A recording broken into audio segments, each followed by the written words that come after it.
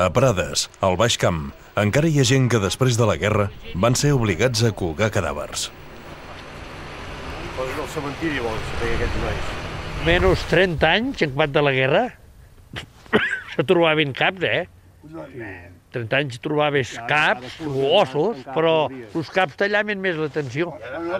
Els gossos anaven a fotre el mort. Anaven a menjar se'ls. Els gossos? Sí. Com encara no tenien.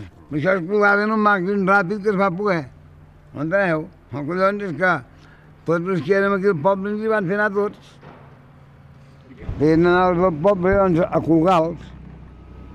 Anaves aquí i allà i quan els trobava, doncs, s'anava posant una millor dos o tres en un puesto, segons si més era un molt aïllat, un trobo, però en aquells documents que es trobaven, se'ls plegaven de cada un que era i els donaven a l'Ajuntament.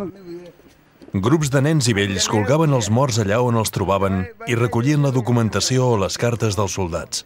D'aquesta manera els franquistes identificaven els seus i els enterraven en fosses. Molts van ser traslladats després al Valle de los Caídos. Però al cementiri de Prades també van enterrar soldats republicans que ara Miquel Martorell ha identificat. Si els troben amb un forat de bomba al costat, tots van al forat de bomba i colgats, no? Els que queden més dispersos, no sé per què, perquè esclar, els que hem trobat nosaltres són republicans, no? Doncs els porten al cementiri, i aquí n'hi ha com a 50 i pico, no?